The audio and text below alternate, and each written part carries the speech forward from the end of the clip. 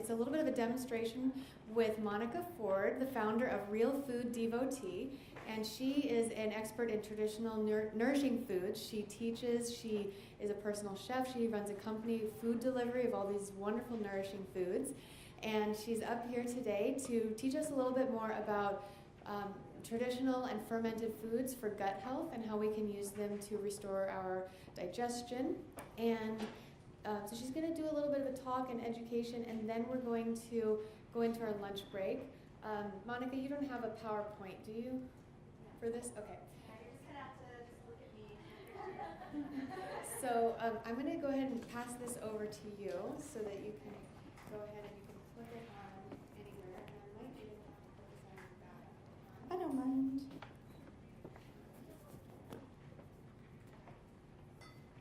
So I'm going to go ahead and let you get started. Okay. Hi, everyone. I know you're all ready for lunch, so we're actually going to do a little bit of food as well, so you can taste a few things that we're making in the kitchen at Real Food Devotee. So I'll just tell you a little bit about myself first and how I began fermenting just about everything under the sun. I'm a chef, and I started personal chefing in Los Angeles, but I started to have a lot of healthcare practitioners in the area sending people to me, and so I was no longer able to just go to everyone's house and do it. You know, I just didn't physically have enough time. And so we created a system where we do a weekly online menu. People order from that, and then we deliver it to their homes. And we have a really awesome success rate with people healing themselves without having to use pills, without having to use probiotics that you buy in pill form, so not just prescription drugs, but not even supplements. And I'm not saying supplements aren't useful, but the way that we've been able to empower people to heal themselves is just through delicious food. And the food is delicious. It's not, it doesn't taste healthy. You don't taste it and go, oh, that tastes good for something that's healthy. It's actually delicious. So we make fermented sodas of all kinds. So, you know, if you're thinking, well, I'm not going to get my kids to eat sauerkraut, they can drink a juice soda, and that soda will actually have less sugar than, let's say if it's a pineapple soda, than a glass of pineapple juice. And it will be probiotically rich. So it'll help to imbue your kids with great gut bacteria. You're good. And it'll also, during fermentation, there are more B vitamins created, C vitamins, and more minerals created. So sodas were actually like our original sports drink. You know, they were originally tonics. Root beer used to be a tonic for the stomach, the gut, for the skin, and the hair, until IBC took it over and made it a really yummy, sugary beverage. So it can still be delicious and do all of those things for you. So I just want to talk a little bit first about what areas of the body, what systems of the body, fermented foods and probiotics can assist you with.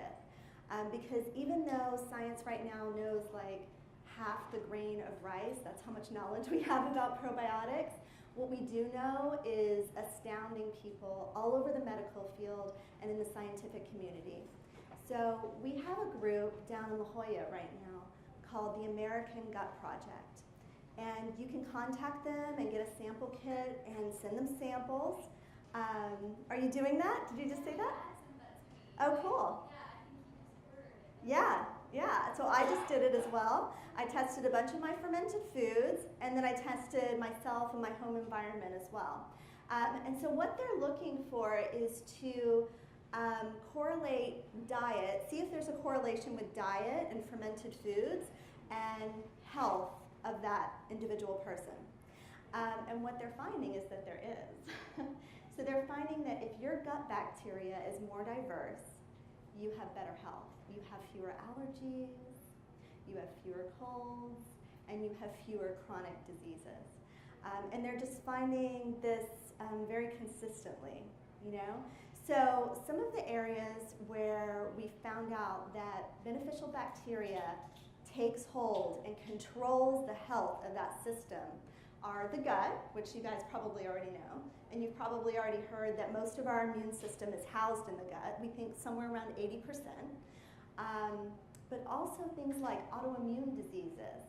So people who have, the gamut of autoimmune diseases that can be cured by balancing the gut bacteria. Another thing that really surprised me was blood pressure. Blood pressure talks to the bacteria in your body, or rather the bacteria in your body talk, and they help to control your blood pressure. They also help to control the glucose levels in your body. So, for instance, my dad was diagnosed with diabetes, and I came home for 3 weeks, and I fed him fermented foods, and guess what? Magically, he doesn't have diabetes anymore. So there are just so many things. And the other one that was really surprising to me was kidney function. So we have clients who've been sent to us who are going on dialysis and have difficulty with kidney function, so reduced kidney function. And fermented foods actually help to raise the kidney function. And I just want to tell you guys that in the medical community, or this is what I've been told by doctors, maybe not every doctor subscribes to this, but it's impossible to increase kidney function. That's medically impossible. So we're not giving people drugs or anything. They're just literally drinking sodas, eating sauerkraut, putting fermented raspberry sauce on their ice cream. That's what's improving their kidney function. So, and then the last thing is mental health. Mental health can be helped with a balancing of the gut bacteria, along with some other factors as well. So that's kind of like the huge gamut that we just know about, just this little bit of information that we know about. For me, myself, when I began eating this way about a little bit over 10 years ago, so in the last decade, I've not had a cold. I've not got the flu, even though 2 weeks ago I was convinced I was going to get the flu because I had 5 visitors who all had the flu in my house. But I haven't gotten the flu. I lost all of my seasonal allergies, which I thought were genetic. The doctor told me there's really nothing you can do about seasonal allergies. I lost all of those. And I lost my food allergies. So I hadn't had dairy in like 2 decades because it made me so sick. But now I eat dairy with abandon. And this is the story of so many of our clients. But what I want to emphasize is that making this healing happen wasn't like another task to do on their to-do list. It wasn't another pill they had to remember to take. It was just enjoying good food. So I just want to show you how you can begin to do that in your own life. It's really simple to ferment foods. And then if you want to get on our mailing list as well, you can purchase the fermented foods you don't want to make. So it's hard, modern life is really not conducive to us all cooking every single day. If you work 40 hours a week, it's really difficult to do that.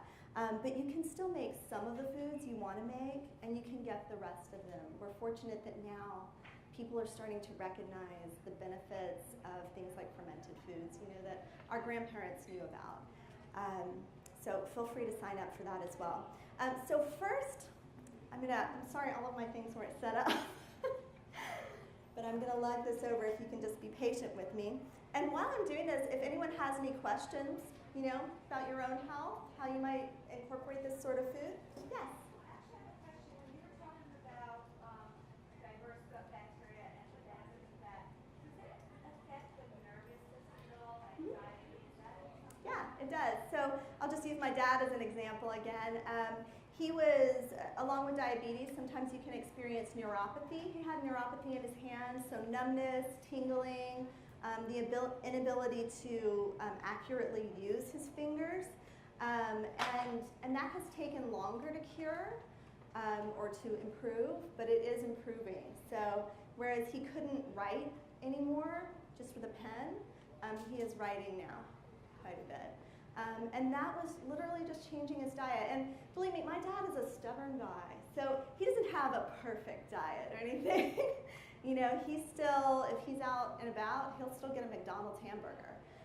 But he has incorporated fermented foods and also bone broths into his diet. And it's a diverse combination of fermented foods. So, if you think about any natural system, any system in nature, we realize it's diversity that makes it strong, right? That's why we're not, having babies with our brothers and sisters, right? Because we want diversity, because that makes the system stronger, it makes that individual healthier. And it's the same thing with these bacterial communities in our body. There was a recent study done on a group of children in sub-Saharan Africa that the researchers considered to be living in an environment that was not very sanitary compared to some other environments, and then compared it with the results for kids in Western Europe. And the kids in sub-Saharan Africa were not suffering from allergies, asthma, and minor sicknesses that everyone was tested for. But the kids in the more sanitary environment were. And the difference that they found was that the gut bacteria, which was much less diverse in those kids. And other than that, they had much better care. They were, lucky enough to have really great sanitation and care. And I'm not saying that sanitation is bad. Sanitation is a great thing. But sometimes we go a little too far. Maybe we use a hand sanitizer a little too often. Or, we're eating foods sometimes that have been treated with chlorine and pesticides. And that can kill our gut bacteria. It can diminish it. And once you diminish a certain bacterial strain, then you have other strains that are coming out of balance. And it's really that place of being out of balance that's affecting us, making us sick. Any other questions? Yes, right here. I have an autoimmune disease. You have what? I have an autoimmune disease. Uh-huh. And I'm going to have to go to my doctor this month. He's going to want to increase my medication. Mm-hmm. I want to be able to convince him for at least a while that I want to try changing my diet to see if Yeah. it feels standard things. Yeah, it's a hard thing to convince someone of. I know what works for the doctors. Are there research studies on something like this? Yeah, there are. Just do a Google search for autoimmune plus beneficial bacteria, microbiome, probiotics. You'll come up with some research. And just realize that the research is new. This is a new area for us, We found things like this particular bacteria is higher in people who are thinner. This particular bacteria is higher in people who are obese. And that bacteria feeds on different things. And it's believed that in the medical community, or in the scientific community now that's testing these issues, that you want something, you want more starch maybe to feed that bacteria. Not because you really want it, not because you love pasta, but because that bacteria feeds on it. So it's really interesting, really, really interesting. We actually have more bacterial DNA in our bodies than we have human DNA. So there are a lot of theories around that that physically we are hosts for the bacteria. I personally believe that it's a really symbiotic relationship because what we can do is create a hospitable environment for them, which is what I do in fermentation, and they will create a hospitable environment for us. Just think about never spending your time sick again. When I think back, it's not genetic for me that I don't get colds. I used to get a cold every year, or if I overworked myself, I would get a cold or the flu from someone. And I think, I spent maybe a week at a time off from work, not doing things I wanted to do. And now I don't worry about that anymore. It creates a new normal for you. And it's really freeing and really empowering. And I don't think I would have realized it until it happened. You know what I mean? So, so making sauerkraut. Now, you can make so many different kinds of fermented foods. And I hope you guys will come up afterwards so I can make you a couple little samples and you can taste what I'm making here today. But I just want to show you quickly how to make your own. You can also go onto my website later and get a recipe for sauerkraut and other fermented foods as well, even fermented soda if you like.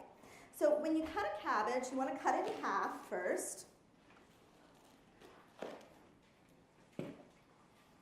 And then you can see the core here. You want to just make 2 triangular cuts on either side so you can just pull that out easily. And then you'll cut this in half. Now, I like to use a processor because it's really quick. I just shove these guys in there and shred it. But if you don't have one, that's okay. You can just do thin slices like this, and you'll just make these little ribbons that you can then ferment. So once you do that, oh my gosh, you guys, I've never been not set up before. Thank you for bearing with me. So my lovely kitchen assistant shredded all this cabbage for me. No, you know, the leaves on the outside of the cabbage I remove, and I might rinse off these leaves because I am going to use them in my jar later.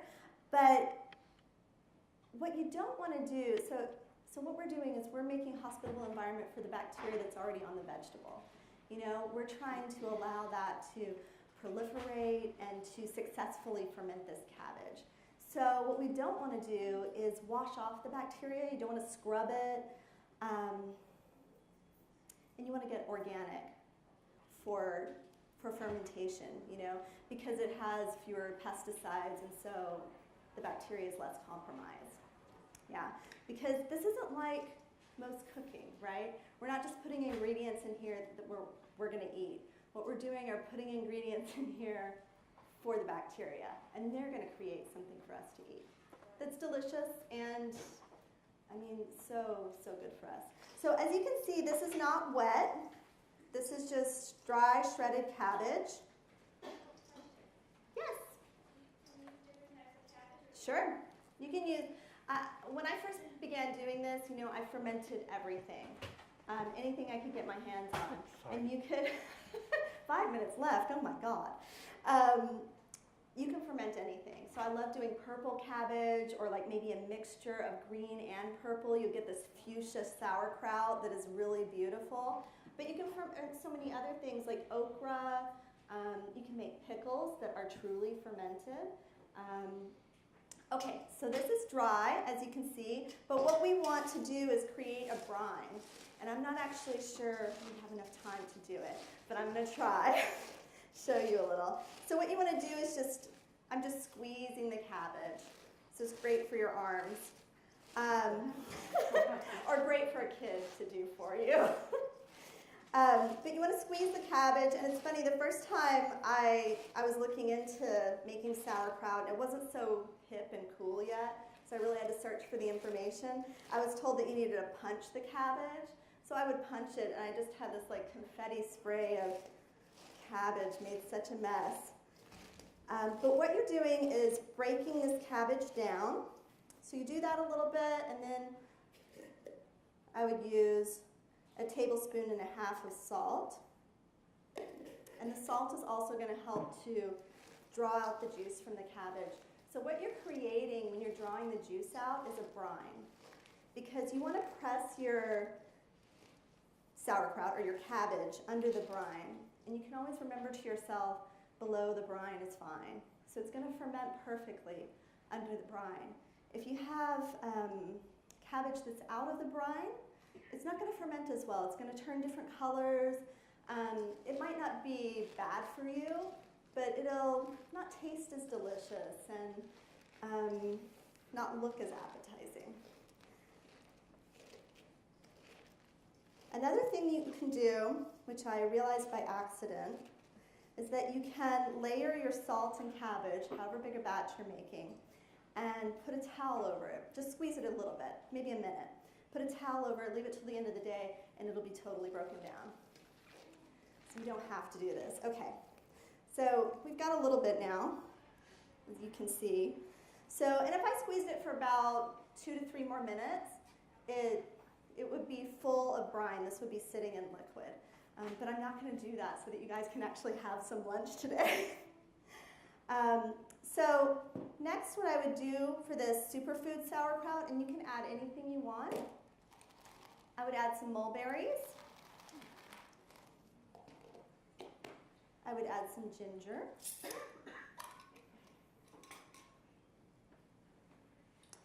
And we make about 50 different varieties of sauerkrauts and kimchis, so don't think that you could ever get bored with it.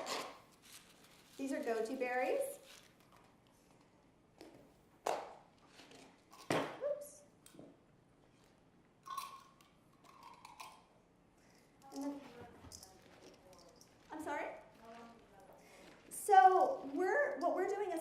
fermentation here, right? We're not adding a starter to inoculate this. We're allowing the bacteria that is on the leaves of the cabbage to proliferate. Whatever bacteria is present in that season, so it changes seasonally, and whatever bacteria is present from the region that we got those vegetables. So it's just this really amazing thing that even in one type of vegetable, you're diversifying your bacteria just by eating that one type. So for wild fermentation, it's going to take slightly longer to ferment than if you use a starter, because what a starter does is it kind of kickstarts things and pushes the bacteria into their next life cycle, their next phase. But you're just going to let nature take over with wild fermentation. So it takes about 2 to 3 weeks. Now you can leave it longer if you want. You know, I've fermented things for a year before. They're perfectly delicious. But the difference for health is minuscule if you leave it much longer than 3 weeks or a month. So don't think that you're just going to get so much more bacteria if you leave it longer. So about 3 weeks is good. Yeah, so you make a big batch, and then you don't have to make it for a long time. You can make this once a month, you know? So, yeah, so we've got our brine happening now. And what we'll do next is just pack this into a jar, like this little jar. You just take handfuls, put it into your jar. Is that ready to eat now? No, it's going to need to ferment. Yeah, so it'll ferment for about 3 weeks. Yeah. How do you know when it gets spoiled? You'll know by the smell. Oh, You'll know by the smell or by the look, or of course if you see mold on it. Just like any other food. yes. You know, it's just like any other food.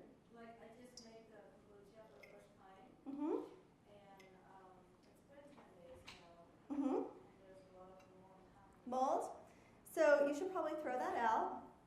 Yeah. Yeah, because you know what mold does? When it forms, it spirals.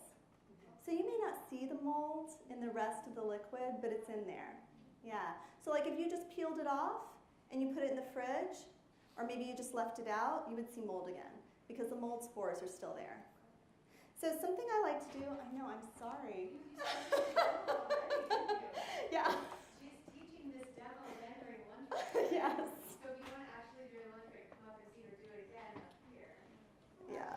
But I think if you want to just show them the closing of that, and then we'll go on to the next. Yeah. So I just put a little leaf on top just to kind of hold it down, help hold it down.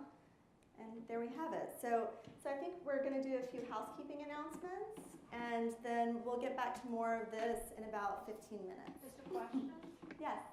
to store it so that it's fermenting, do you store it at room temperature? or do You you store it put at room temperature. Just put it on your counter. Yes. So what we planned to do was let Monica do like an introduction here for those of you who had never heard of this kind of food, and then she's going to actually teach a workshop here during the lunch break in about 10 or 15 minutes. So you can come up, talk to her, feel it, smell it, like get all your questions answered. But it's now, we're going to do the lunch break. I wanted to just do a quick thing. If we could get the projector back on, that would be great. And I just wanted to say I did my talk this morning and I introduced the retreats that I'm hosting in Palm Springs this June, and it was a really overwhelming response. So there were like 3 people that bought, and so there's like just very little space left. So I wanted to make sure that if anyone wanted to come, just come see me by the end of the day or tomorrow morning. I can hold a spot for you if you wanted to come. But it's really affordable, $695 for the whole 4 days, and then you can get a discount this weekend only. So. Just excited to work with you all and hang out with you guys for a whole 4 days. And the other thing I want to mention is the necklaces are there. Yesterday some of you guys were asking if you could try on these necklaces. We brought a mirror and they're there. You can try them on. We're not selling the demo ones until Monday, but you can order it. One will ship it to you next week if you did want to order one, and we can do a certain size for you or whatever you need. And the last thing I want to say, this is really interesting. Have you guys been on my website at all recently? I got my new headshots done, and I asked the photographer to come here and do a special deal for you guys, because I know there's so many business owners here. So I just wanted to make sure you guys knew about this in case That's not my website. In case you guys are looking for headshots, I know a lot of you guys have your own websites or you're bloggers. So just in case you want a really great deal on an amazing, amazing headshot, he's doing it for like 70 or 60% off today, and he does Photoshop and makes you look amazing. So this is what he did. I don't know if you guys remember Tony Bark spoke yesterday, but he took that yesterday of her in the park. She's so gorgeous. Yeah. Anyways, I just thought I'd show you because it was such a beautiful photo that we got yesterday from her, and he can do that for you today if you want. So I wanted to let you guys know because he's a good friend and he does really great work. Taylor in the exhibit hall. Anyways, have a wonderful lunch break, and the food truck is downstairs again. Soup here, selling soups. Helen is teaching sprouting at 12:20ish, and Monica is teaching sauerkraut at 12:20ish. There's plenty of time for lunch. Don't worry, we can fit it all in. We're about 20 minutes behind schedule, so we'll come back at 1:20 for Lisa Bronner talking about organic skincare. All right.